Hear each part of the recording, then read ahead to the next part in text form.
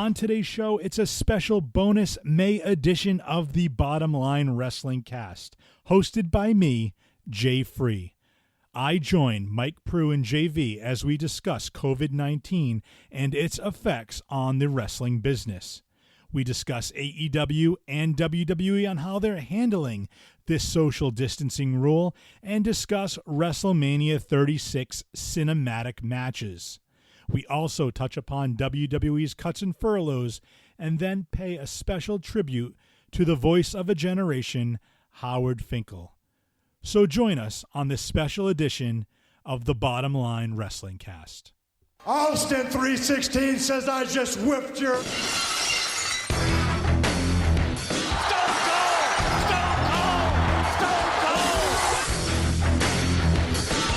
Sit there and call yourself the gorilla, yet you hee-haw out here like a jackass. What? I said shut up. You can kiss my ass. Kumbaya, my lord, kumbaya. What? And that's the bottom line, 'cause Stone Cold said so.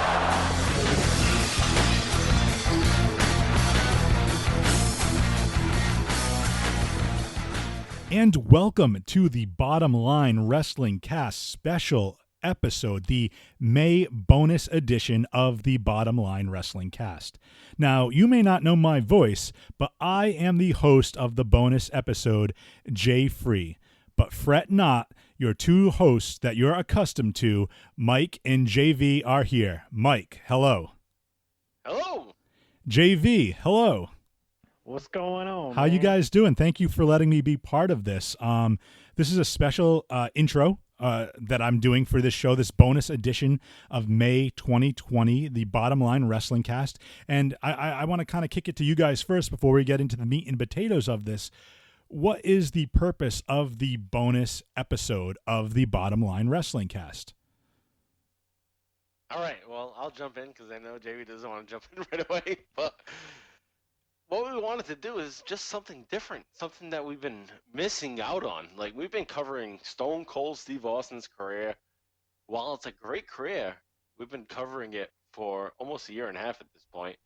And I started to feel, at least my own opinion, and JV, I think you agree, is that we started to miss talking about other shit about wrestling other than Stone Cold Steve Austin. And I think that's why we started to do the Attitude Era update, is just that we could start to work other things in and talk about other wrestling.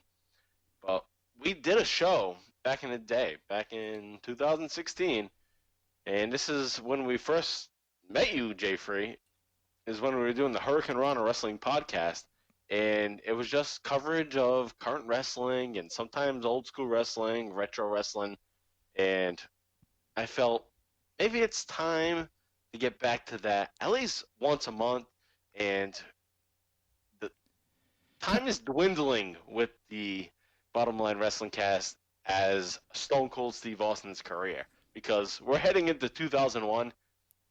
2001 is basically his last full year of wrestling, so things are about to end there, and I was thinking ahead like, well, maybe we need another show, and this would be maybe a segue into that.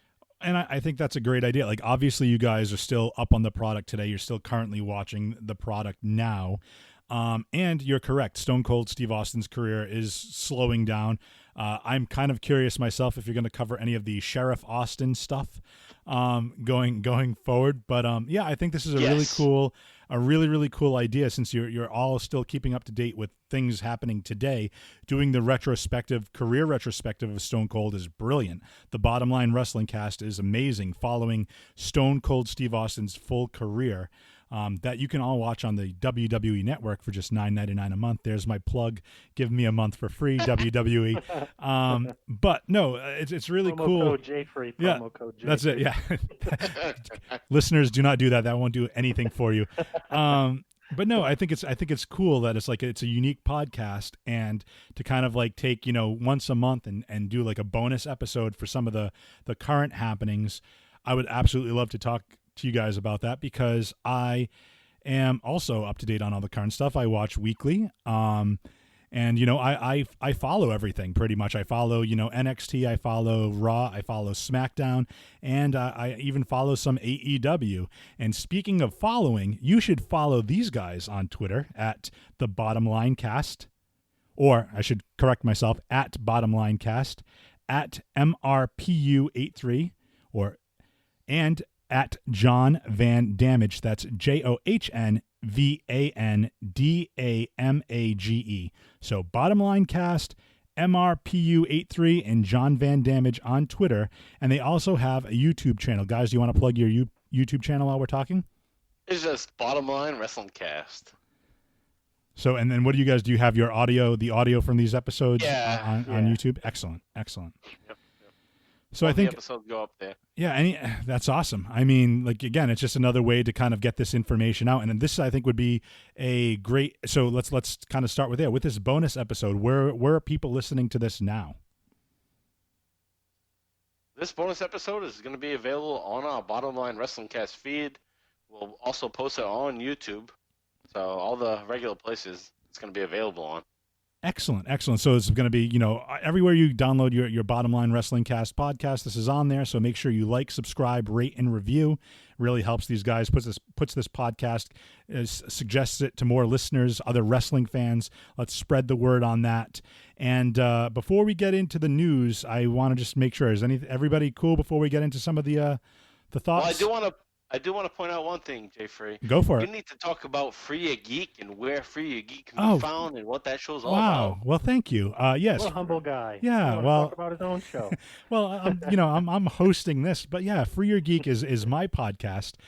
You can find it on YouTube, Spotify, Apple Podcast, Stitcher. There's a bunch of other places. Just type in Free Your Geek podcast. We have it looks like a Ninja Turtles mask, but for legal reasons, it's not a Ninja Turtles mask. But yeah, it's just different colors. I think we have the blue one up there, but right now it's kind of a pop culture podcast, but I'm starting to branch out a little bit more. We talk about typical pop culture stuff, movies, television, video games, comic books, everything like kind of nerdy because we're freeing our geek. But the idea of freeing your geek kind of expands more to just those, outlets, and I've been interviewing more and more people. I'm trying to do more interview style just to find out what their passions are, what kind of makes them tick, so to speak.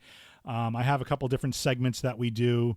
But right now we're still kind of focused on the pop culture side of things. So my co-host and I, our most recent episode, we talked about how we're doing during quarantine, the video games that we're playing. I think the episode before that, we did a retrospective of Spider-Man and the villains that we like, our favorite Spider-Man villains. So it's really kind of all over the place. But you can follow us on Instagram and Twitter at Free Your Geek. That's FREEYOURGEEK. I'm also JFree82. That's JFREE82 on Twitter, so you can follow me there as well. I'm on Instagram, I believe, at the same thing, so you can follow me there if you want. But it's a super fun podcast. I like talking about nerdy stuff and things that we geek out about, and it's a fun time. And we try to do, like I said, different segments and some I put different like audio clips and stuff, permitting, so I don't get sued. We're not making any money off the podcast, so they can't really take much. But it's a fun time, and you guys have both been guests on the podcast at different points in time. Yeah, we did speaking, if we wanted to go the wrestling route, we did a little while ago. We did a WWE draft where I believe Mike, you took Raw, JV took SmackDown, and I took NXT, if I'm not mistaken. Yeah, we need to do a follow-up. We should. Do you remember who my first pick was, by the way? Yeah, you brought it up on your last episode. Oh, I'm sorry. Who's the WWE champion right now? Drew McIntyre. That's right. And that's what we call in the business, gentlemen, a segue. So let's use that to segue into the current wrestling news and thoughts. And quick disclaimer: this episode is being released in May. However, we're recording this in April, on the tail end of April. It is April 30th as we are recording this. So all of this information is based on today's date of April 30th, 2020. So let's An first. April recap. Yeah, it's an April recap. Thank you. See, I'm not doing too bad as the host here. I'm just trying. Oh, I'm going you're through all your awesome. bullet points. Here we go. COVID and quarantine impact on wrestling, gentlemen. What are your thoughts on that? Mike, we'll start with you, and then go over to JV.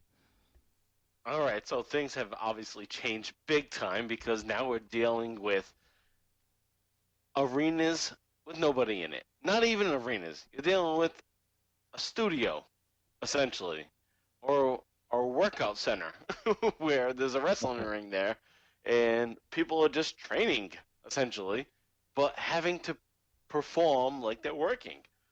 And that has been the big change. It's not only in the WWE with NXT, Raw, SmackDown, even AEW is doing it. And it's just a big change, a big transition. And for all these years of being a wrestling fan, how do you go from that fan experience to watching something where nobody's there to help guide you? And that's the thing that I've learned and realized at this point is that the fan reaction really does have a huge element in what goes on in the ring. Now, I find that interesting that you say that, and I'm before I retort to that, JV, your thoughts as far as what Mike mentioned with the fans and whatnot. It's very serious what's going on right now to the wrestling industry in general. Their response to COVID and quarantine and social distancing and all this other stuff going on. Like WWE as a whole is just not doing well as a business, as a publicly traded company. And then you've got AEW, who's kind of new to the game, and they seem to be doing okay. But I guess one of the benefits they have is they don't have, I guess, like the overhead that WWE has right now.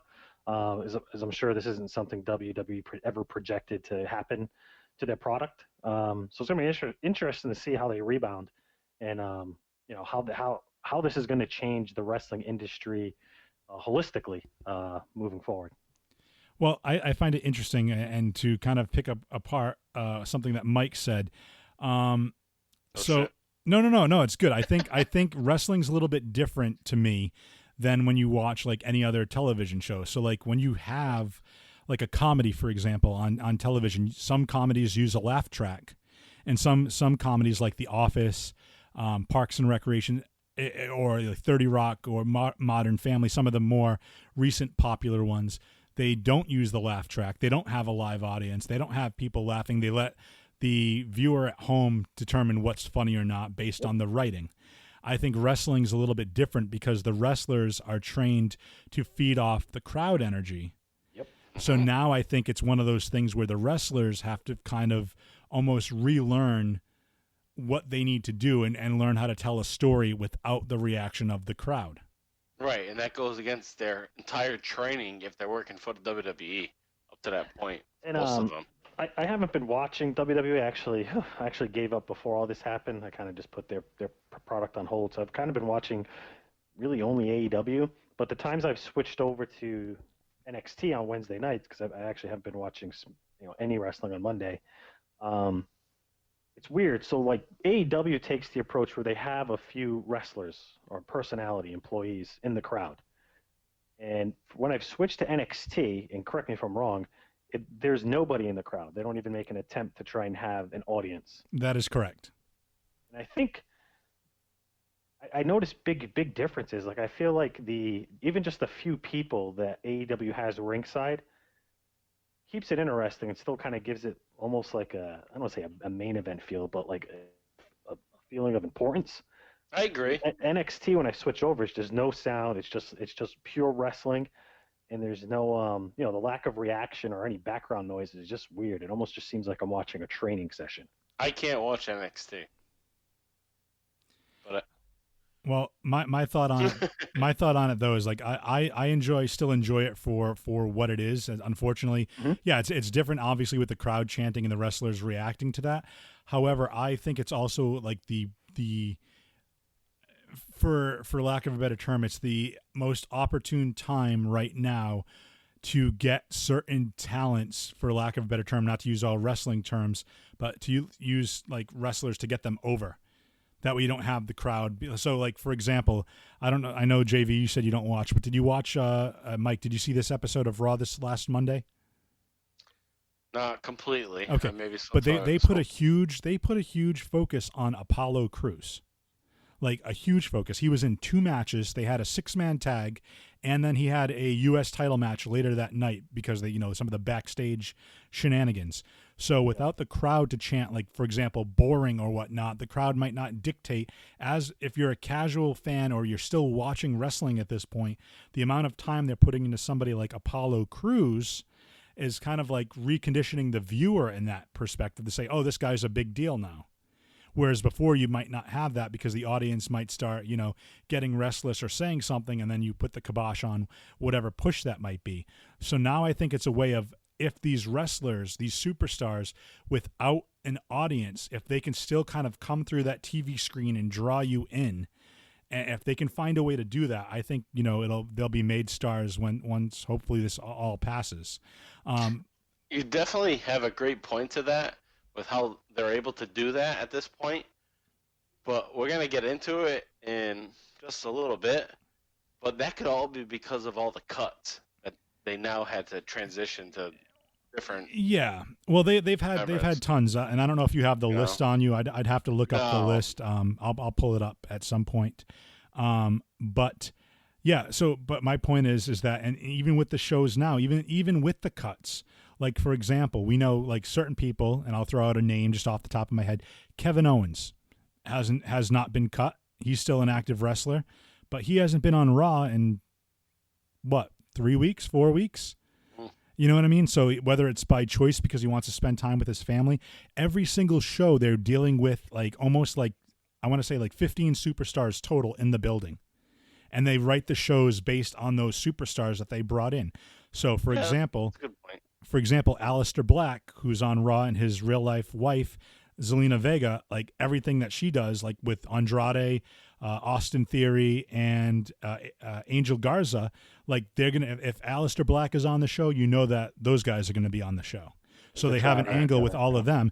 And and not to be total chauvinistic here, but if you guys did not see Zelina Vega's outfit this past Monday, oh my God. I love it. Yeah. See, I shouldn't say I don't watch, but I tune in and out. Like, I don't stay fixated. Gotcha. But when I switched, I saw that, and I was like, all right. I'll hold it there for a little while. You tune in. You just remember Zelina Vega. I think she's the most beautiful woman they have on their roster. And she's a great Austin heel. Theory was on, and I called that during the draft. Yes, you did. That's right. Yes, you did. And one of the other things that this is leading to, and this is going to lead into our next topic, some of the stuff they've been doing, speaking of NXT, is they've been doing specifically with Johnny Gargano versus Tommaso Ciampa. They did more of a cinematic style match. And they started doing that because of the pandemic, especially when it came to taping WrestleMania 36. So I just want to get your thoughts, and JV, we'll start with you this time. WrestleMania 36, what did you like about it? What didn't you like about it? And then we'll go over to Mike. Well, I loved the cinematic matches. I guess that's what we're calling them now. So the Firefly Funhouse match and the Boneyards Brawl. Do they call it? Or do they still call it a match? No, they couldn't call it a Buried Alive match, but it was a Buried Alive match. Yeah. So those two matches, or whatever you want to call them, were amazing. I loved them. And I think that really saved WrestleMania as a whole, which was a 2-night event this year, which was a little different. But outside of that, I didn't really care much for Mania. But the cinematic kind of, with everything going on, back to the quarantine, so, wrestling's changed. There's no audience and everything. They can really get away with doing these types of cinematic matches.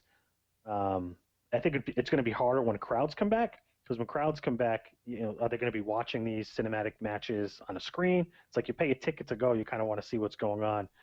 You don't want to really watch it on a big screen, at least not me personally. Yeah, I think WrestleMania was really good, but only because of those two matches. If you take those two matches away, I think WrestleMania would have been an epic disappointment. I don't think there would have been as much positivity in the internet wrestling community coming out of it, like on social boards, social media, Twitter, and all that. So, Well, I'll counterpoint one thing to that. If they do the cinematic thing moving forward, but they do it sparingly and they do it for special occasions, I think you will still have fans in the arena watching the screen. I agree. Because think about how we used to have Falls Count Anywhere matches, hardcore matches that would go everywhere. You know, if as long as it's not like a 25-minute debacle. I think you could take chances like that with having it like 25, 30 minutes, specifically with the Boneyard match, because it's everybody's watching at home. You know what I mean? I don't think you could do that in an arena. But if it's a 5-minute thing, or like a Broken Universe thing, like they did with Matt Hardy, in both Impact Wrestling and WWE, I think it'll be good. But before we move on, Mike, your thoughts on WrestleMania? Yeah, so I agree with both your opinions, definitely. But one other thing I would say about the whole special matches and the whole fucking the way it is, where it's totally production, all that. I would say that they can continue to do it, but they should do it a little differently than what you guys described. It can't be put out as a WWE Network special. So, say it's Undertaker versus Sting, it could be just, this is going to be on the WWE Network on whatever date. Tune in for this. So it doesn't have to be live in an arena. It doesn't have to be part of a big show. It can just be its own thing for a half hour. So what you're saying is do it more of a special. Yeah. Than at an event.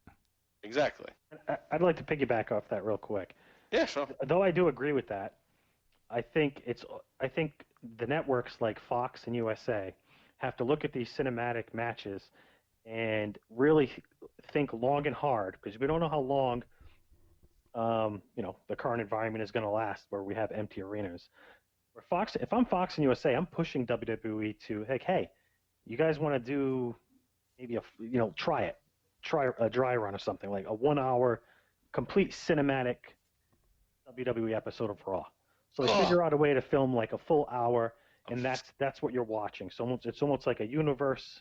I'm scared of that. Like a television show. No, don't give them any ideas. That's what they want. But to your point, though, that makes so much sense, with the amount of money that both USA and Fox are throwing at them. Yeah. Like, hey, if it's something different and it's going to get viewers to tune in, then maybe. Do you guys think? Now, let me start there. Like, I'll give my thoughts on WrestleMania 36 here in a second. But do you guys think that is this going to change the way? Do you foresee more cinematic matches going forward, similar to what we had when we had like the New Generation, then we had the Attitude Era, then we had the Ruthless Aggression Era? Do you see this going to be more of almost like a cinematic era with, like, in this time frame based on what's happening in the world, that we'll see more cinematic? Absolutely. I think it's inevitable. WWE's always been wanting. Vince McMahon, it just feels like, has always wanted to dabble in those waters. We make movies. Yeah, they've tried to make movies. That's a Dusty Rhodes quote too. The one he used to tell people, we make movies. It's what we do. And this is a perfect mix to do both. So maybe wrestling in a traditional sense needs to adapt. It happens, you know what I mean? Like everything changes. Every couple decades, things have changed drastically in wrestling. And maybe that's the next step. Maybe that's the evolution, the next step of wrestling. Maybe it's not fully cinematic, but maybe it gets to the point where it's heavily cinematic. We get sick of it, and then hey, down the road, or whatever, they go like, all right, now we're gonna go back to a more traditional style, and it just it's the ebb and flow of. But the other thing is of the product. That's a great point. Another thing is, we're just a bunch of 30-year-olds sitting around here, and we're not the target audience anymore. No, we're not. And kids these days want to be. They want something that's more interactive. I don't feel like wrestling is capturing I think they're losing their grasp on that key demographic. I don't know what that age group. I say the age group is like from 8 to like 14. That's where you really got to get kids, because that's where you're gonna the kids that get interested, they usually stay interested after the age of 14 or they bail. So you really need to get a firm grasp on that age group, in my opinion. And right now, these kids are more focused on video games, things that are interactive, they can watch on their phones, and Yeah, I think they're in a their backs are against the wall. Just they don't care about it. It's Yeah. me, you, and Jay Free talking about it right now. Well, it's a culture. They don't watch. Kids aren't watching. Who sits down in front of their television? What kids are watching television mostly? They're on their phones. They're on their smart pads. I don't know. well, and that's so, I know what he's saying. He's saying smart devices, iPads, tablets. Yeah. But no, I think it's interesting because one of the things I was thinking of while we were talking, and it just popped into my head. Did either of you guys watch Netflix, the special Black Mirror movie that they did, which was kind of like Choose Your Own Adventure? Loved it. Where you would use. Do you foresee them doing that with wrestling? Wow. Where they're like, they'll film it in multiple different things, and it'll be like, Undertaker picks up a steel chair. He swings and misses, or he connects. You pick the choice, and then they just film those interactive pieces, and you can put together your own match. Man, only if you go working for WWE. I applied there a while ago. I applied like 5 times in my lifetime. It's I think great. It's a running story that I've tried to work there. Yeah, you have as a writer, right? You've applied a couple times. Yes. No. Like almost every year for 10 years. Never got. I went for a social media manager. Nice. Oh, there you go. But we need to get my podcast some more listeners. So those people listening, please subscribe to For Your Geek. Another cheap plug. But just quickly to your point, I think at this point with the news and the dirt sheets and everything, where WWE is as a whole, that's something they may entertain if presented to them. A choose your own adventure. Like, they have to think of something. They're a publicly traded company. They have investors that want to see a return on those investments, and with the rumors that they might get sold to like an ESPN or a Fox, it's going to be interesting, because if ESPN or Fox acquires this brand, they're definitely going to think outside the box. Well, go ahead. Wasn't there a Hardy Boys adventure book series? The same thing? But I don't think it's the Hardy Boys that you're thinking of. No. Yeah, No, I know. Thinking of like our I'm grandparents. thinking of the wrestlers, but wasn't there a book series for kids? Was it the Hardy Boys? I wish I had a sound effects. I'd be playing crickets right now. Yeah. Fuck it, whatever. Kids don't read books. They're on their smart pads. Go figure that out. Yeah, they're on their smart pads. No, but I want to talk real quick just to put a pin on it, and then we'll segue into it.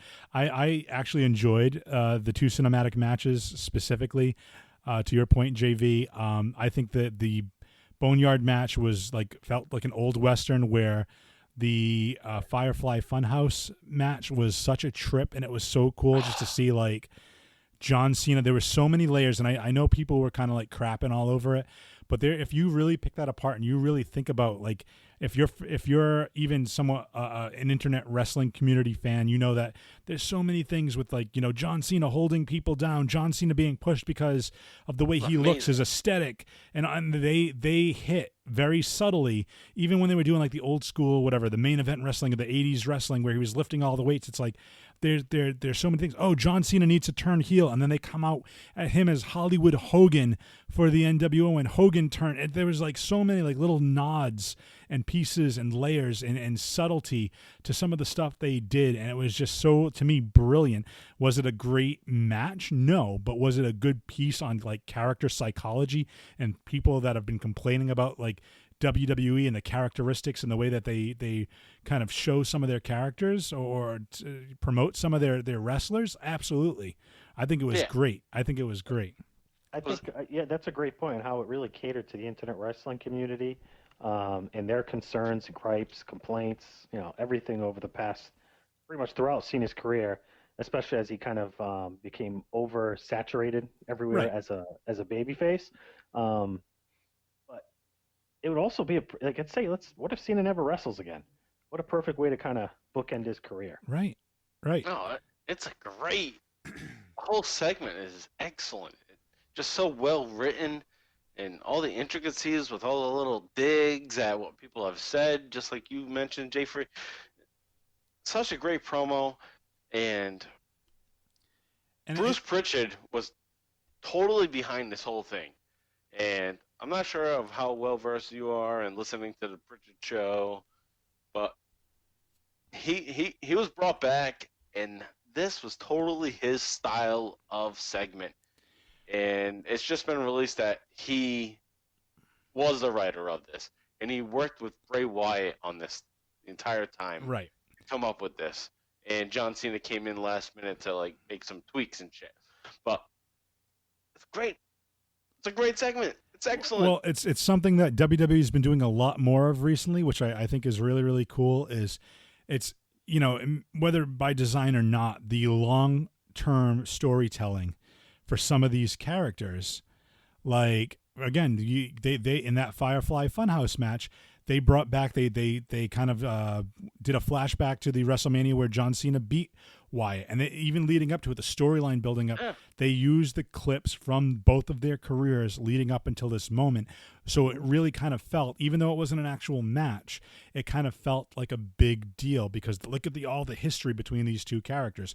And they're doing something similar now with Braun Strowman. They're getting back to video packages and starting to tell more stories rather than meaningless matches. I mean, they're still doing some of that, but they're having the wrestlers go out there and they're building a history there. And the point of that is it's not just, you know, and this is what we'll talk about in a little bit, but I think it's not just having two great athletes go out there and wrestle each other. It's having you care about each of these characters. So now we're getting more and more of Braun Strowman and him talking about his time with Bray Wyatt and Wyatt, saying you were one of my family and you abandoned me and all this other stuff. And it's it's making you care more about, you're going to want to see that Bray Wyatt versus Braun Strowman match. And you know what the biggest takeaway I have from the Boneyard and the Firefly Funhouse match? The biggest takeaway I have is I've been watching wrestling for probably 30 years now, and there's I've always been torn. Do I like the storytelling? Do I like the matches? Like what's truly my favorite part of wrestling? And at its core, it'll always be the storytelling. Like I could do. I guess I finally realized how much importance there is on the storytelling than there is the match. Not to discredit the match, because I know wrestlers, that's a craft that they perfect their whole lives, their whole career, and they're always learning, they're always adapting. But the storytelling is the huge difference maker. And without a good story, which is one of the reasons why I've stopped watching WWE as a whole, they don't really write a good story. And just what they did with these two matches alone, with minimal build, was incredible. They told a story in and of itself. Well, and just like go ahead. Stories are different, but just like with acting, if you're a good actor and you're telling a bad story, well, I'm not entertained. Yeah. Well, I'll put it this way. You can be great at your craft, but if you're not entertaining me, why am I watching? I think it's a combination of both, because you can say one of the most entertaining wrestlers in the last 15 to 20 years has, been like The Rock, right? The Rock always comes out and everything's always electric, no pun intended, when he comes out. But you look at The Rock versus Hogan at WrestleMania. That was not a good match by any standard, but the way they had the crowd and they worked the crowd, that's what stands out more to me. I couldn't tell you, and it's the same thing. Look at Ric Flair and Shawn Michaels, the retirement match when he retired Ric Flair. What's the only thing you really what were the amazing moves in that match? Was it a great match? Honestly, from my perspective, I couldn't tell you. The only thing I remember is, I'm sorry, I love you, super kick, 1, 2, 3. That's the emotion that they build up. You know what I mean? So I think, but then you can have a great match and still be entertained by it. For example, again, pulling a name out, Cesaro. I love everything Cesaro does, but I only really enjoy him or remember some of his stuff. I remember the big swing. I remember, the uppercuts that he does. I remember him popping the beach ball. You know what I mean? Those are the things that stick out, as opposed to, I didn't remember, oh my God, he had that. Remember that time he did the 6 reversals and you don't remember stuff like that. Yes, it enhances it and it kind of builds you into it. But to your point, you can have great actors, but if it's a crap script or it's not shot well, then who really cares how good of an actor you are? But if you're a good actor and the storyline's pretty decent, you're going to get sucked in more. And one last thing to your point with The Rock and Hogan. So like you said, it wasn't a good match, in quotes. You know what I'm saying? But in my opinion, it's the greatest wrestling match of all time. Well, we can agree to disagree on that. I think it's a great match. I have my own personal favorite, which is kind of along the same line, which I think is both a great match and perfect storytelling. So to kind of segue into that, my favorite match of all time is WrestleMania 7, the career-threatening match, Ultimate Warrior and Randy Savage. I was going to sneak in right before you said that and say my favorite is Ultimate Warrior versus Hulk Hogan. Same style of match. Yeah, and it's, the two... It's not about them as wrestlers. So you're right. Though. It's the same. It's the same thing. They're not the great technical matches. This ain't freaking, Kenny Omega against Shinsuke Nakamura in New Japan or whatever. Like that was overhyped too. Technical stuff, but the story all of these competitors were telling in the ring was enough to make it the greatest match. Well, and I'll look at it like this too. Look at your favorite match, rather. Look at the namesake of your podcast, Stone Cold Steve Austin. Post neck injury, he became more of a brawler. Yes. Then that's when his career was at its hottest. You know what I mean? So most Stone Cold Steve Austin matches are punches, kicks, maybe a couple headlocks, stomps, middle finger, Luthez press, kick wham, stunner. Yeah. Yep. You know what I mean? But there's a reason why he's one of the most successful professional wrestlers, is that he had a character that people were drawn to. Do you think that's an art form an art form in wrestling that's starting to get lost with all the, not to sound like one of those fans, but like too many flips? Too many people are trying to be wrestlers. Well, yes and no. They just need to try to get over. Yes and no. I think a lot of it is coming down to the WWE style and wrestling for television, and that's kind of tying back to our COVID and quarantine impact. I think now you're going to see a lot of wrestlers start to kind of embrace that character more. To your point with WWE, without there being an audience, you have, again, Zelina Vega out there managing. You're going to hear everything she says, and the wrestlers talking trash to each other inside the ring. Hopefully you don't hear them picking up on what they're telling each other to do. Yeah, the calls in the match. But then even when I'm seeing replays, I'm hearing Cole's voice not on the microphone, but in the background of the replays when he's calling it. So if he called something, if he were to call Claymore kick, and they go to replay that, you'll hear him say Claymore kick again in the replay, but obviously it's not mic'd. It gives you almost like more of a real feeling behind that. So I think if they can learn to work with it and learn how to create characters that can, I think Drew McIntyre, and not because he was my first draft pick and everything, but he's really connecting. The way he looks into the camera when he's doing, he kind of draws you in with some of the stuff that he does, prior and post match. So I think it's really, really cool.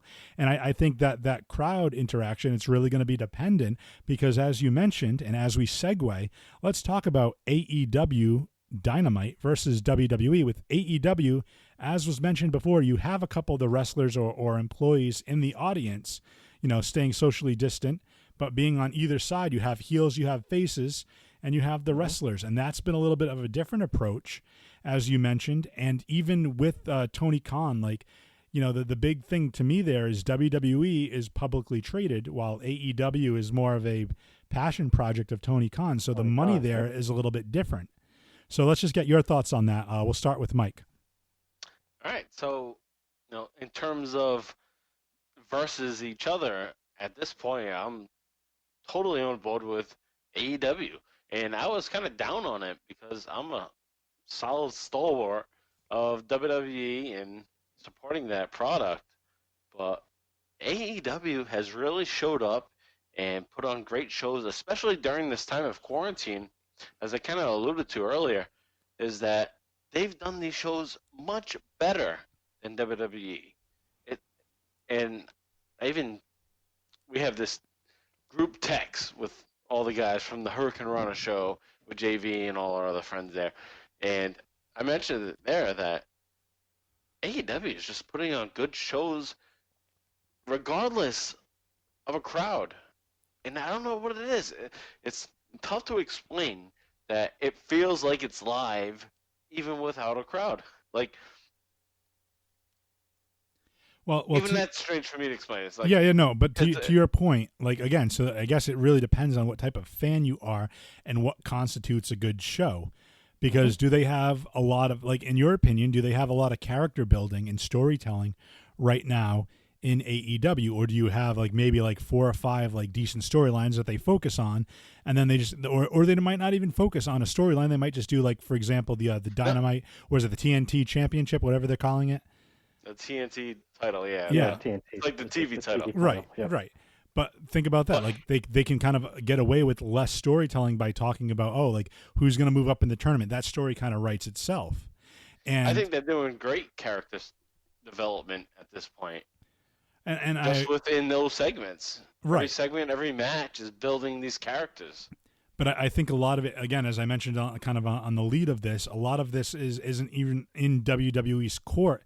They're kind of handcuffed, for lack of a better term, based on the stockholders and what they want to do. So they're publicly traded.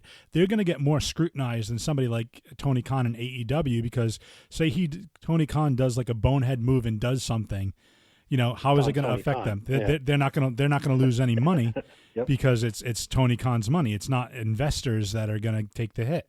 So I think it's a very interesting dichotomy. JV, let's kick over to you real quick. Your thoughts? I love AEW. All right. Let me just jump in one more time, real quick, before JV takes over. Is that the other thing is that AEW has the ability to introduce new wrestlers. Where WWE is not introducing new wrestlers because nobody's going there now. And AEW has been bringing in new guys. I disagree with that. I was going to say Austin Theory, Angel Garza. WWE has a farm. We've They have already seen Evolve. They have NXT. Austin Theory was hardly in NXT when he got thrown up. If you look at Twitter, social media, when Austin Theory got called up for WrestleMania, most people did not know who the hell he was still.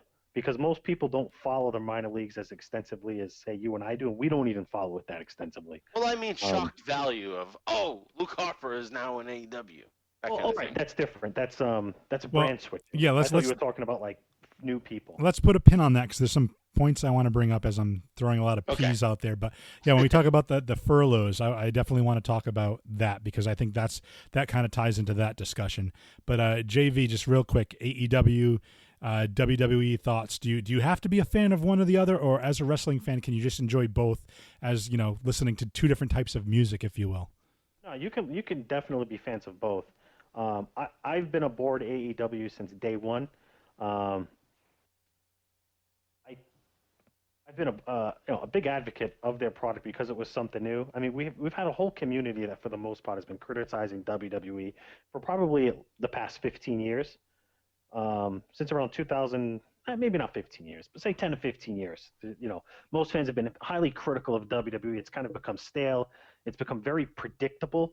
And I felt like AEW was going to be the voice for those people that were appeal to those people that have kind of tuned out from WWE or are only watching WWE because, hey, it's I like wrestling. I want to watch wrestling, and it's the only show in town. I think AEW has done a fantastic job. One of the biggest things AEW has going for them is that they have a super fan in Tony Khan, who just so happens to be a highly intelligent guy that also is very wealthy. So, like you said, this is almost his passion project. So you have a guy who loves wrestling, understands what wrestling fans want because he himself is a super fan and has been since day one, and he's delivering that to fans, I think, 100%. I don't think they've really missed the ball on much considering their roster. Their head guy was really Chris Jericho, if you want to think about it. And, you would think Jericho's over the hill. He's too old.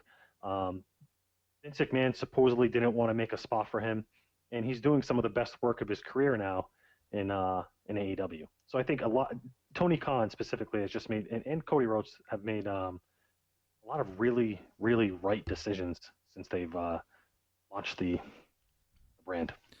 Yeah, I think it's been great. I think it's a great alternative, for lack of a better term. But to Mike's point about everybody showing up, my question is now let's talk about some of the WWE cuts and furloughs, and like, will a lot of these guys end up showing up in AEW, and can AEW avoid getting the stigma similar to Impact, where Impact was like, oh, you're leaving WWE, you're getting released, come over to Impact. I don't think they want that stigma in that sense. All right, I'll jump in real quick there. I don't think that they should try to get everybody. I don't think they can afford to get everybody. I think they need to target a few people and build from there. They can't just take everybody. They need to go after somebody like Rusev, maybe. Well, let's go through that. I'm gonna read the list of everybody. So I'll read the list of everybody released, and then you guys tell me like who do you think is the most surprising to you, and do you see any of them going anywhere? So let's just I'm gonna run through the list real quick, and I don't even know if you guys know this, and I might be missing some, but as of today, it was announced that both Cain Velasquez and Joe Henning have both been released as well. But on top of that, we have Rusev, No Way Jose, Zack Ryder, Mike and Maria Kanellis, Rowan, Sarah Logan, Mike Chioda, Primo Epico, Billy Kidman, who was in a producer role, Sean Davari, who was in a producer role, Scar Armstrong in a producer role, Sarah Stock in a producer role, Heath Slater, and then we have the following producers: Kurt Angle, Shane Helms, Dave Finley, Lance Storm, Mike Rotunda, and then some additional wrestlers: Aiden English, Eric Young, Drake Maverick, Kurt Hawkins, Carl Anderson, Luke Gallows, EC3, and Leo Rush. I'll step in here. I'll say Zack Ryder's definitely going to happen. Him and Cody Rhodes are basically best friends, really close friends. I know they used to post a lot together on social media, doing double dates with their significant others. So I think Zack Ryder's a shoo-in. I don't think it'll happen right away. Hawkins. Yeah, but if I had to pick two, I would say Zack Ryder and then Lance Storm. I think Lance Storm will get in AEW in some capacity, maybe not as a wrestler, on-screen personality, producer. No, he's not. Yeah, he's not a wrestler. He's already. Well, he might come back. I was reading. I was going to say, I believe all the producers are being furloughed. They're going to be brought back once this thing passes, if they decide to come back. And then I also forgot, obviously, we have the Revival, who are gone as well. Just for the point of, who did I say? Lance Storm. Yeah. So Lance Storm, Jericho's been talking up Lance Storm. Lance Storm's been tweeting about how, and I guess he's been very vocal about how he's in the greatest shape of his life, and he'd like to have, the proper ending to his career in a match. And I know Jericho's thrown that up there that he'd like Lance Storm to be his final match, apparently. So that's kind of why I throw Lance Storm up there. I just think where there's smoke, there's fire. And Jericho has a lot of pulls right now in AEW. He's done a lot of right things that I don't see why Tony Khan wouldn't trust his judgment if it's something that Jericho really wanted. And then Zack Ryder for obvious reasons. That's cool. Rhodes' best friend. Yeah, I think you'll see the Revival go over to AEW. I think you'll see Zack Ryder, probably Kurt Hawkins, whatever they're going to go by. And I'd like to see, of all those, Rusev. I'd like to see Sarah Logan go back to WWE, actually, because they're doing something now with the Street Profits and Bianca Belair. Like, Sarah Logan is married to one of the Viking Raiders. She dresses like a Viking herself. Put her with them. She does. I think Sarah Logan should go to AEW and be the top women wrestler there because they desperately need better women wrestling. Yeah, in my opinion. That's a good point. And Sarah Logan is great. Yeah, I agree. And then I guess the other person I want to see land on his feet, two people actually. I don't know if either of you guys follow EC3 on Instagram. Yes, please. Oh my God, what he's doing right now is like he's doing Instagram, promos. Twitter. Yeah, he's doing so many promos. Like, dude, how do you miss the boat on this guy? Yeah, and I think he was one of my picks on the draft too. And then the other person who's still technically wrestling for WWE, but he's not there, is who's been released, is Drake Maverick. And I don't know if you follow him on Instagram, but awesome. he did such an emotional interview. You're like, wow, like this guy is amazing. Like, and all the the stuff he does for the company. Like, as far as like, you want to be in his corner and just kind of will him to do well because of. I mean, his wife is really, really hot, so I like by default I already kind of hate him. But like, you know what I mean? Like, he's such a good dude, and like you see stuff. I don't know if you follow him on Instagram, but until his release, he was doing every single day he was in quarantine. He was holding up the camera, playing a different movie or music video or TV show on his television, and he had this weird blank expression on his face. He would look toward his TV over his shoulder and then back at the camera, and it was like just the most like dumb thing, but it became so funny. And like, he's just got a great mind as well. Like, he's so naturally funny that like, if you can look up some of the stuff that when the Iconics won the women's championship tag team titles, they were showing their stuff. He had a little bit. They were doing like a backstage thing, showing their titles off, and it was just off the top of his head. He was so funny the way he interacted with them and like ran off like a lunatic. It was entertaining, and like the guy is money. Yes, he's not like, giant sized. He's very, small in stature, but his return on investment, I think, is so high, and I think there should be some good stuff with him in it. I think you nailed it with EC3. I don't understand how WWE couldn't figure out a way to make money off this guy. This guy's a money maker. The issues they're having with television right now, where there's no crowd, they're struggling to keep people from changing the channel. Even, real quick, but what's even worse is WWE has nothing else to compete with right now. There's no baseball, there's no basketball, there's no football, and there's no hockey.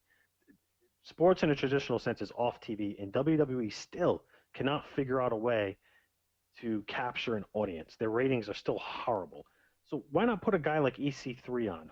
Look at this, like you said, the stuff he's cutting on Instagram and Twitter is amazing. Put that shit on TV. I don't know. That's the stuff people want to see. I think we're big fans, and I don't want to watch.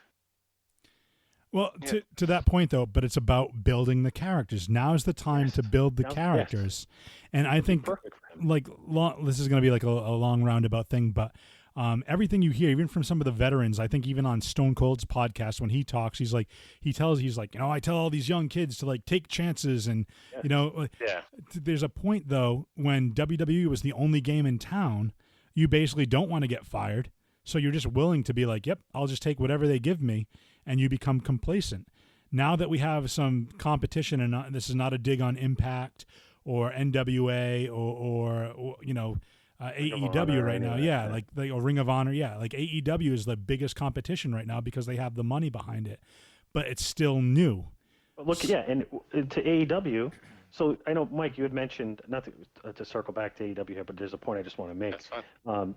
To Prue's points, like, well, AEW has the they get to bring people over that were former WWE stars. That's helped, but some of their biggest stars right now, like Darby Allin, love them, Sammy Guevara, those are probably two of their top 5 stars right now. In my opinion, they've built great characters. Who were those guys?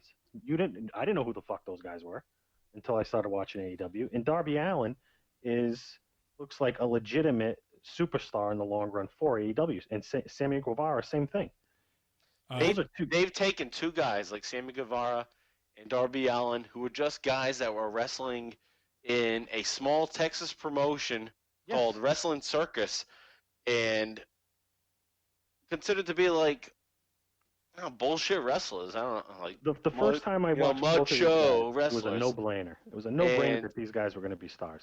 And I had watched them during that time where they were at Wrestling Circus, and it was just like, crazy flipping, flopping, jumping off the ring, and nothing. But AEW made them characters and made me care about them. And that's what they're doing. So they're doing a great job. And that's all it is. That's what we've been talking about, is that if you get your viewers to care about the product, that's all that matters. It doesn't matter how good they are as wrestlers, what their technique is. Create a story. Right, and that's how you're going to bring in wrestling fans. Yep. That's it. It's being a wrestling fan makes you care about the characters. And speaking of wrestling fans, one of the biggest wrestling fans in the world was also the WWE's first employee, Howard Finkel, who recently passed away. I just wanted to kind of touch base on that before we go to break. Mike, JV, thoughts on Howard Finkel? Mike, we'll start with you. I mean, I'm not the first one to say it. Everybody's been saying it. It's the voice that we heard throughout our childhood. And new tag team champions, that whole thing. And that's just so memorable as a wrestling fan growing up in the 90s to hear Howard Finkel's voice. And I mean, that's the bottom line, really, when it comes down to Howard Finkel, is that he's the voice that we heard so much and so often as wrestling fans. And continuing from there is that he's also, like you said, such a great fan, a big fan of wrestling. And he's like the guy that was the dirt sheet guy for the WWF. Outthink the Fink. He used to host a web segment, Outthink the Fink. Right. So he was so big into that. He was the guy that was letting everybody know what everybody was talking about in the industry, with what's going on with NWA and all that shit. He's the first employee. He's just helping out Vince McMahon. Such a loyal employee throughout his life. And it's so funny that they bust his chops throughout his entire career. And they even do it sometimes in the late 90s and into the 2000s where they had this gimmick. And JV and I talked about this on the Bottom Line Wrestling Cast, where he's a stooge. And he's just going up to people saying, "Oh, I heard Stone Cold Steve Austin just walked in the back door," and like trying to screw with people. The Fink he was the voice of a generation, our generation, mostly. And he was also, he was the guy that came up with the name for WrestleMania. That's true too. So, I mean, this guy's done so much for the business, and had done so much for the business and WWE in general and the wrestling community. So it sucked. This one stung to hear.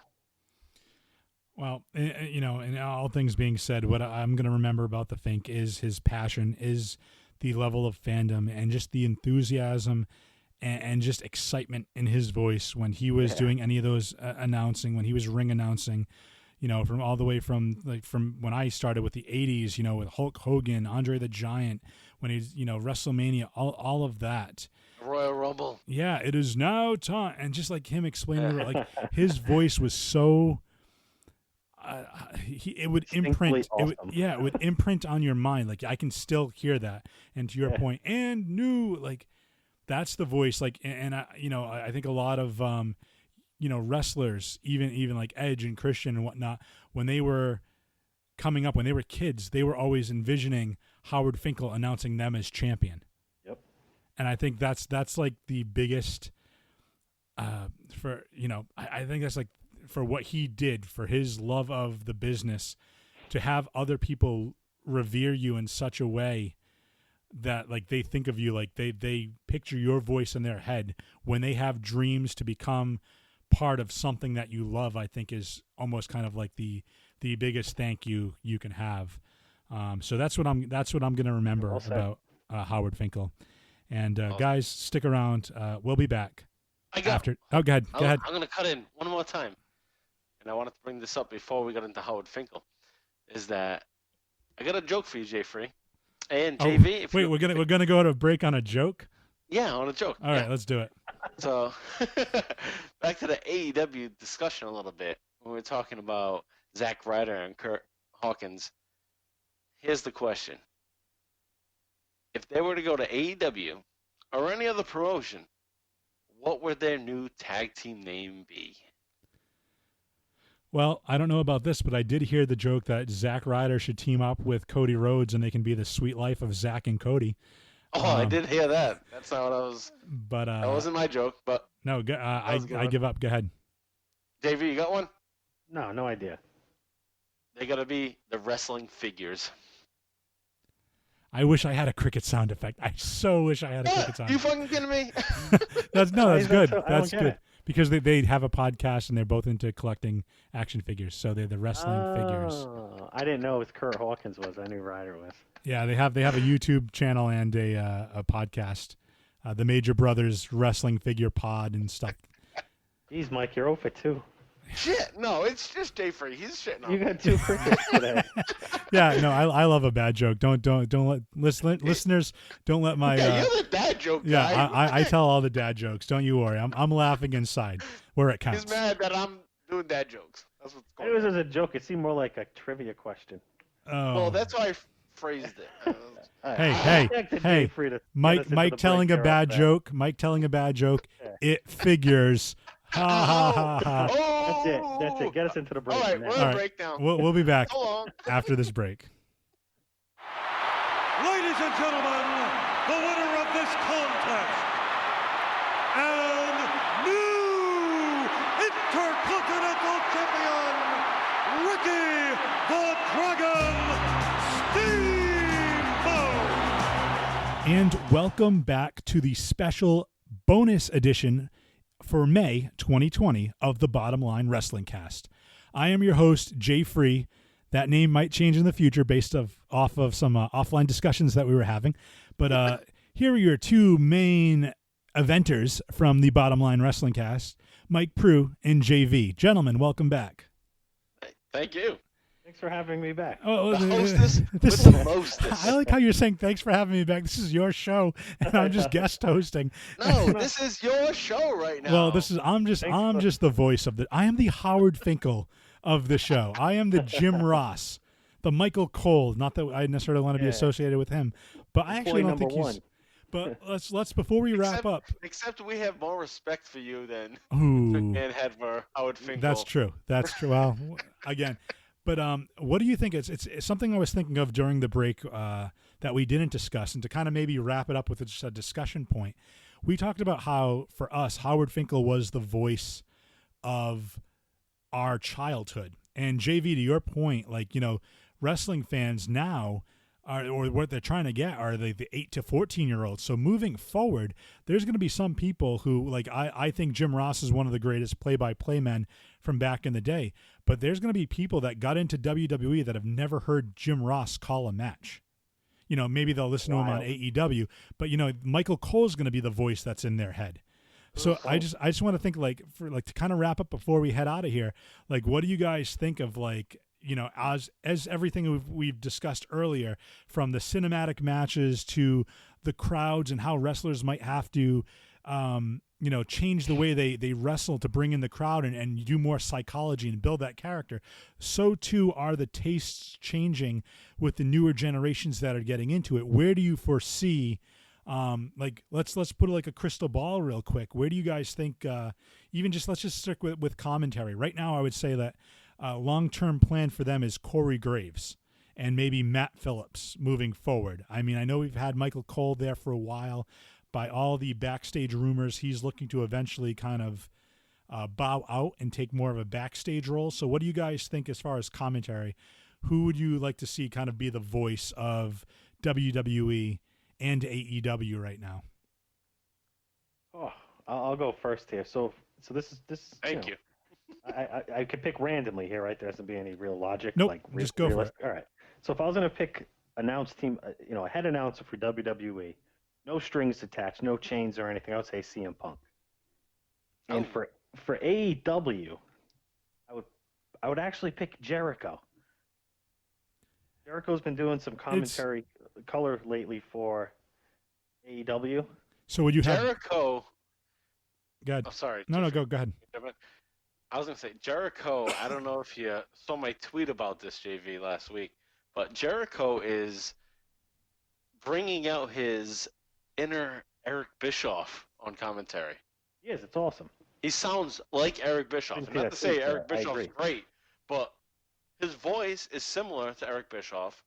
The way he enunciates words is like Eric Bischoff. His cadence, the whole thing is similar. And it's such a great feel, because that's another thing I didn't mention earlier when we were talking about AEW, is that AEW being on TNT feels like I'm watching Nitro back in 1995-96 when I was looking for something different from WWF. And that's what AEW feels like. It's an alternative. And JV, to your point, though, would you put both CM Punk and Jericho for both of those shows, would you put them on the color or would you put them on the play-by-play? The color. Yeah. And that's a point. So one of my favorite announcers, and I know it's kind of a lightning rod, it's a dividing rod rather. I love Taz. I love Taz as a commentator. Yes. And and I'll tell you why, because I listened to his podcast for a while, and he has some very good insight that the color guy, it's okay for the play-by-play guy to never be a wrestler, but if you want somebody to tell the story from a character perspective that's doing the color, you want a former wrestler or champion on there to kind of give you what's going on in the wrestler's head. That's your conduit to what's happening in the ring. So that's a great thing that Taz has done, actually, in the past couple of weeks in AEW, that they've had spotlights with Taz breaking down wrestlers' moves. Yeah, and another great storytelling technique. It's different. And again, I agree with both those picks. I kind of like what they're doing. I mean, if Samoa Joe is done with his in-ring, or if they're just putting him on Raw just to get him on Raw on the commentary booth, Joe is back in the commentary booth, and I am absolutely loving it. He was good. But Mike, how about you? If you had to pick the voices of each of the brands, so to speak, or each of the companies. Yeah, I don't want to prolong us any longer, and I think you guys had great discussion and great points to bring up. So I agree with all that.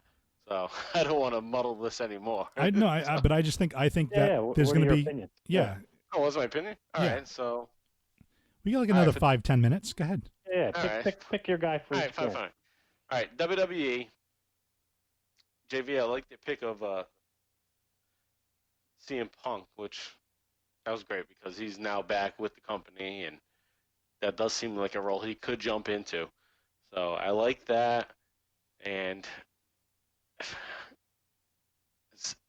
and Jayfer, you have a good point with Michael Cole being the voice of it, and it does at this point feel like that's all I want to hear if I'm listening to WWE is I want to hear that voice. So even I'm conditioned to it. All right, quit stalling. Who are your picks? Who are your picks? Just pick. Who's your WWE guy? Who is your AEW guy? And it's not going to be Corey Graves either. All right. Well, then tell us Well, who it that's is. The suspense is killing me. I'm just stalling. All right. Well, while you're 'Cause I thinking, have nothing to say. while you're thinking, I'll give my 2 cents real quick. I think they are conditioning Matt Phillips. I believe it's Matt Phillips, right? Todd Phillips, whatever his name is. No, Todd Phillips back in the day. No, that's Todd Pettengill. No. Todd Grisham. Tom Phillips. I don't know why I was saying Matt Phillips. Tom. Todd Grisham, Matt Phillips. Yeah, Tom Phillips is wow. I'm gonna check in my wrestling fan card right now for not knowing. But that's the problem. There's too many damn announcers.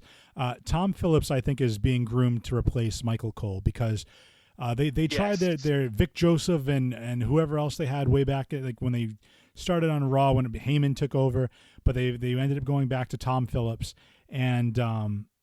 I think that when you really think about it, Cole started in what, 97, 98?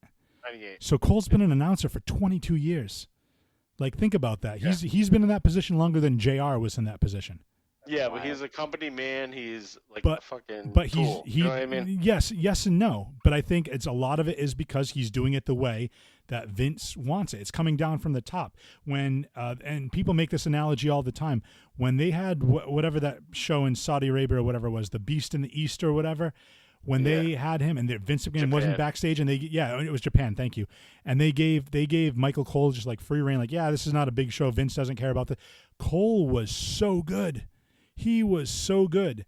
And it's like a world of difference when you know that Vince wants it a certain way because it's his show versus what he feels like, this is just for this is a throwaway. It doesn't matter and go and do whatever you need. Like Cole is actually really, really good. And that's like a unpopular opinion, but that's the reality of the way things are now is that these announcers can't be who they are. So you're not going to get these breakout announcers like Jim Ross and even Jerry Lawler because they're not allowed to just be themselves and announce matches.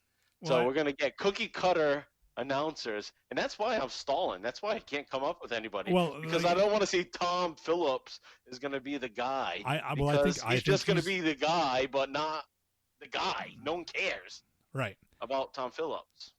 Well, you know I think he's good for the role that he's in. I think Corey Graves, if he can do the job. If you were booking or if you were Vince McMahon, you would hire him because he's going to listen to you and do the job the way you want him to. Well, it's typically you always do the job that your boss wants you to do. It's kind of like you can't really there's a little bit of freedom there, but my point is that they're kind of shying away from like the heel and face announcers. Even though Corey Graves is supposed to be a heel, sometimes he's like throwing shade on like Sasha Banks or Bailey or whatever, and I'm like, dude, you're a heel. You're supposed to be like on their corner. If I'm a casual viewer and I'm tuning into this for the first time, and here's this guy that I think is kind of a jerk to certain wrestlers, and he's being a jerk, and I don't like what he's saying, but then he's saying the same bad things to the people I'm supposed to be booing and not liking, it confuses me as a new viewer. Yes. But to me, Samoa Joe has that, like, I think he could play like a smarmy heel color commentator, or if you're gonna stick to that 3-man booth, I think you go Tom Phillips, Graves, and Samoa Joe. That would be my dream pick with the announcers that we have now. If I could pick of all time, I would love to see. I would love to see. And this is just. I think we got a little bit of it, but Jim Ross in his heyday and Bobby Heenan in his heyday, I would love to see them play off each other. Or even Jesse Ventura. Who, by the way, might be running for president. Yes. That was in our original show notes. Yeah. I figured I'd throw that in, but there's a lot of things that we can talk about. Mike, do you want to give us a final answer before we get out of here? Yes, I do have one. And sorry for stalling, JV. 7 minutes later. But this guy that I'm going to mention, he deserves to be the head commentator for WWE, and his name is Ian Riccaboni. And he is the head announcer for Ring of Honor for the past 5 years. Nice. It's fucking amazing. Well, and I didn't even think about that. I didn't even think about NXT. Imagine, Nigel McGuinness. He's another one. Like, I think he's really good. Color commentary. Ian Riccaboni and Nigel McGuinness. There you go. You're welcome. Right, softball. Well, guys, thank you again for letting me be the host of this. This is the special bonus May edition of the Bottom Line Wrestling Cast. And we're going to be back next month for the month of June. And we're going to be breaking down whatever's happening within the wrestling business. But then we're going to do a special segment looking at the WWF in the year of 1995. What were some of the good things? What were some of the bad things? And by the way, there were a lot of bad things for 1995, but we'll be breaking that down and giving you our thoughts and opinions on that next month. But until that time, please feel free to follow us on Twitter at BottomLineCast, at MRPU83. So I thought I was supposed to say Mr. Prue. M-Prue. So you spelled it wrong in the sheet. Oh, fuck. It's MRPU. Like, I was like, why is it Mr. Why are you Mr. Pooh? That's a classic. So correction. If you listen to anything else and you want to follow these guys, follow at BottomLineCast, at Miss. Thank you. I'm still calling it Mr. MPRU83. Mike Prue, MPRU83, and John Van Damage. JOHNVANDAMAGE. So that's Bottom Line Cast. Yeah, yes, sir. You don't ever have if you have to. I don't want people following me that you have to spell that out to. Okay, so just say it. So future reference. This is the one and only time I'm going to be spelling that out. This is the only episode. From now on, I'm going to just say it, and you're going to have to deal with it. Okay, yeah, so what? Let's just do it. Let's just do a third take. Well, some people don't know how to spell John because they might spell like Jon like my cousin. So I just like to make sure that they know. So one more time, Bottom Line Cast, MPRU83, and John Van Damage at Twitter. They also have the YouTube channel, Bottom Line Wrestling Cast. Is that what it's called? Yes. Okay, I just want to make sure of that name. And then you can check me out at JFree82, that's JFREE82, on both Instagram and Twitter, and follow Free Your Geek on both Instagram and Twitter. Free Your Geek, spelled just like it sounds, because I'm not going to make JV more mad at me. But gentlemen, thank you. This has been fun, and we'll see you next time. Do you guys want to plug anything else? I know we have Patreons, all that other stuff. No, that's for the regular shows. This is okay. Special well, stuff. Just go follow the Bottom Line Wrestling Cast wherever you get your podcasts, and give them a follow. Listen to their show as the career retrospective of Stone Cold Steve Austin carries on. And they already mentioned here, folks, breaking news. They're going to be covering Sheriff Austin, him and Bischoff at odds on Monday Night Raw next year. And then we'll see where the future of the podcast goes there. We may have talked about John Cena a little bit. Maybe they do the You Can't See Me podcast after that. Oh, I'm not gonna give you guys any ideas. That's the only person I would do a show on. So, gentlemen, until next time, anything you guys want to add? I don't know. Do you guys have a tagline to go out on? That's the bottom line. We used to go so long. So long. So long. That's horrible. How about this? Ladies and gentlemen, we just stomped a mud hole in your ass and walked it dry. Join us next time on the Bottom Line Wrestling Cast.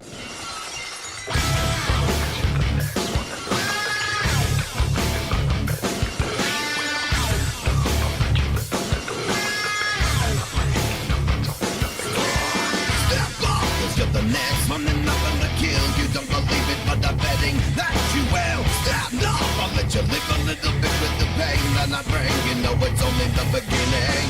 Step up, cause you're the next one and I'm for the kill. You don't believe it, but I'm betting that you will. Step up, I'll let you live a little bit with the pain that I bring, you know it's only the beginning.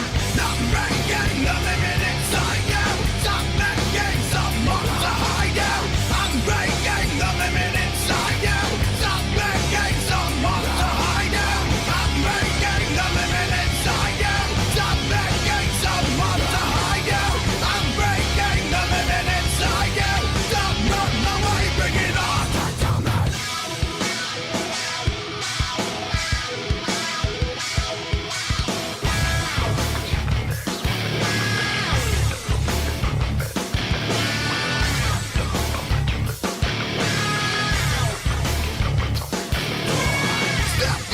You're the next one and I'm gonna kill. You don't believe it, but I'm betting that you will. Stand up, I'll let you live a little bit with the pain that I bring. You know it's only the beginning. Step up, cause you're the next one and I'm gonna kill. You don't believe it, but I'm betting that you will. Stand up, I'll let you live a little bit with the pain that I bring. You know it's only the beginning. Not breaking the limit inside you. Stop making someone to hide you. I'm breaking the limit inside you. Stop making someone to hide you. I'm breaking the limit inside you. Stop making someone to hide you. I'm breaking the limit inside you. Stop running away, bring it on.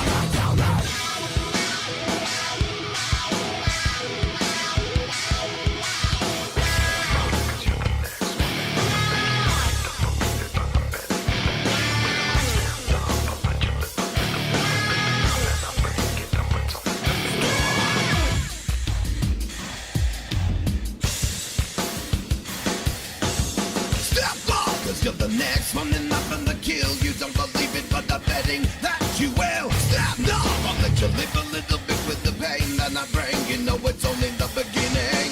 Not breaking the limit inside you. Stop making someone to hide you. I'm breaking the limit inside you. Stop running away, bring it on.